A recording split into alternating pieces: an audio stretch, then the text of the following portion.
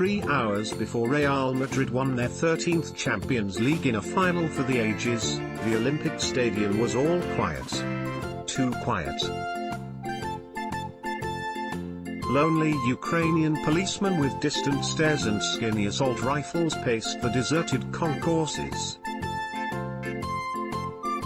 Evening sun crept into the clear gangways. The heat sat on your shoulders like a shawl. There's a strange, elusive magic to football stadiums in the hours before a big game. You can't touch or taste or smell or hear the eruption, but somehow you can sense it. You couldn't yet picture Mo Salah crying with anguish on the turf, Gareth Bale flying through the night sky like a comet, Loris Karius grasping at the ball like a man trying to catch snow. But you could feel its heft in the void that preceded it. There's a potential there, an implication, a tautness and an emptiness. The bigger the game, the bigger the emptiness. There was nothing empty about the 22.45 flight to Kiev on Friday night. The little twin-engine plane was bouncing and heaving, and it hadn't even taken off yet. Weary holidaymakers looked on in horror and began composing angry letters of complaint in their heads. Forlorn stewards gamely tried to complete their safety demonstrations over a cacophony of exultant Scousers. In the event of a drop in cabin pressure, we've conquered all of Europe. Please fit your own mask before. We're never gonna stop. Tie the toggles around your waist. From Paris down to Turkey. The nearest exit may be behind you. We've won the FING lot. Karius' first error gifted Real the lead. AFP put it this way: if you wanted to attract attention on this particular flight, you would have needed a lot more than a light and a whistle.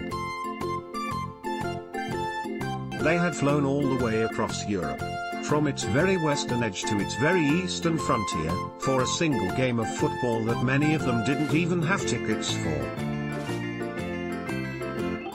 The guy in the next seat along had come all the way from New Zealand. The guy next to him had come from Marseille. He sang Allez Allez Allez with a perfect French accent and You'll Never Walk Alone with a perfect Scouse one.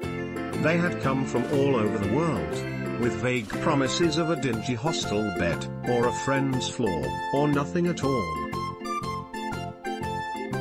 Because it was the last step of the journey, and they wanted to take it together. They filled Kiev with their flags and their faith. And as dawn broke, many of them were still tramping the sticky floors of an all-night bar on Independence Square, shirts off, songs on, sleep later.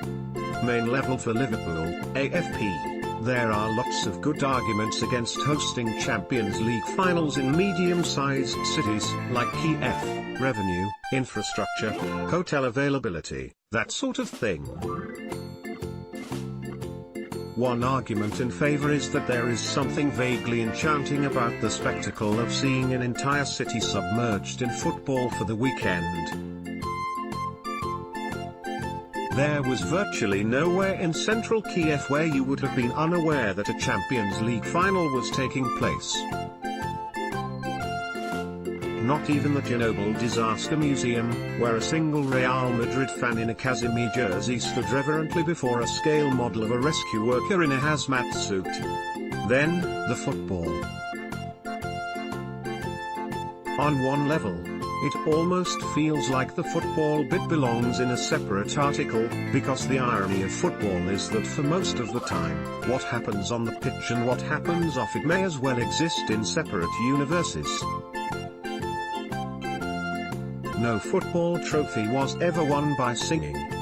No goal was ever awarded on the basis of how many people wanted it to be scored. Indeed, in many senses the fan and the player are at cross purposes, one craving total focus, the other total abandon.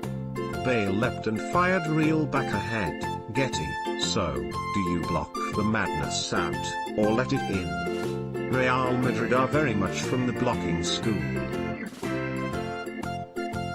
At a club like Madrid, it's the only way. The world outside their imperial hall of mirrors holds very little interest for them. You could tell as much from their lordly pre-match statements, the glazed and distant expressions on their faces as they entered the stadium, headphones on, shutters down. This was about them, and them alone. Liverpool, and in particular, Jurgen Klopp's Liverpool, are in many ways the opposite. They want to move and they want to be moved. They want to connect. They want to stun. They want you to laugh at the ridiculousness of it all. It's how they can get gubbed 4-1 at Wembley and 5-0 at the Etihad, and then play the sort of football that makes you want to grab people and force them to watch. It's why they don't play with the number 10. The job of the number 10 is to bring sanity. But why stay sane when you can go mental? Bale's moment of magic separated the sides, Getty. And a good way of thinking about this game is as a battle between sanity and insanity.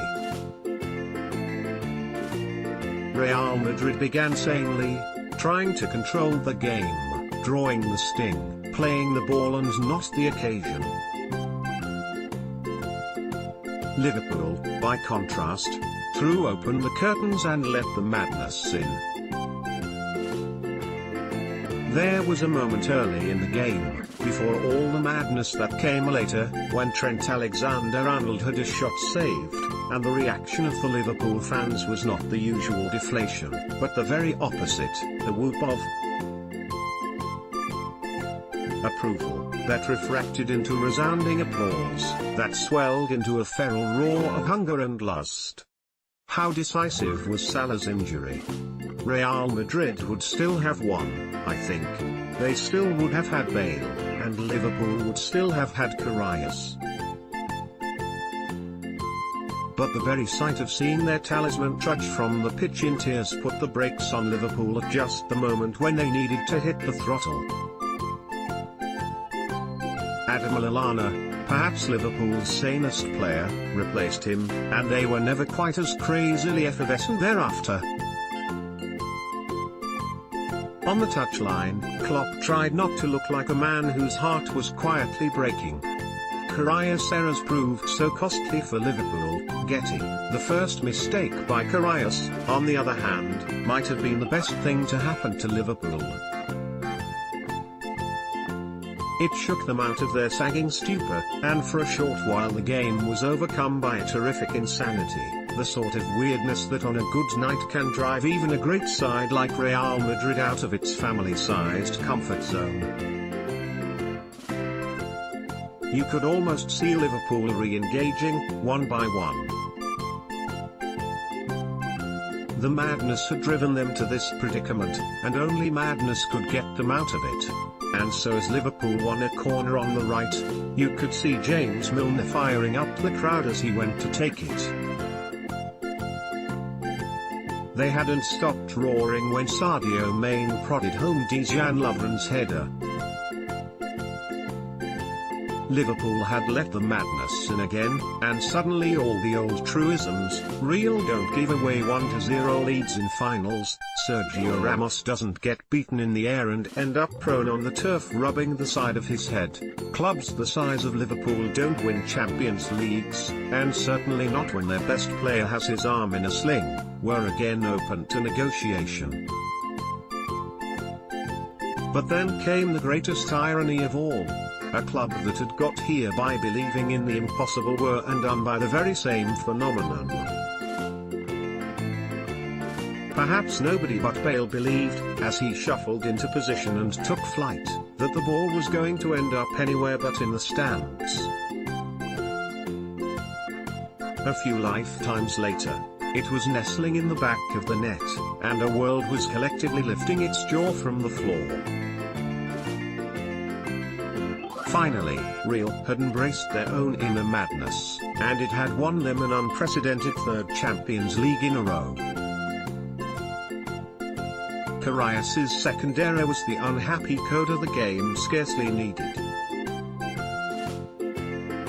It's tempting to say it summed up Liverpool's night, but they deserved to go down in flames, not like this.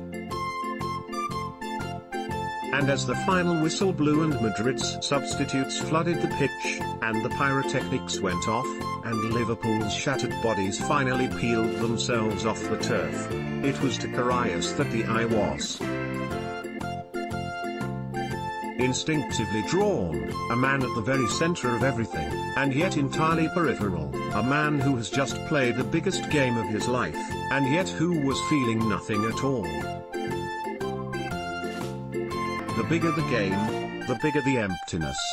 Follow the Independent Sport on Instagram here, for all of the best images, videos and stories from around the sporting world.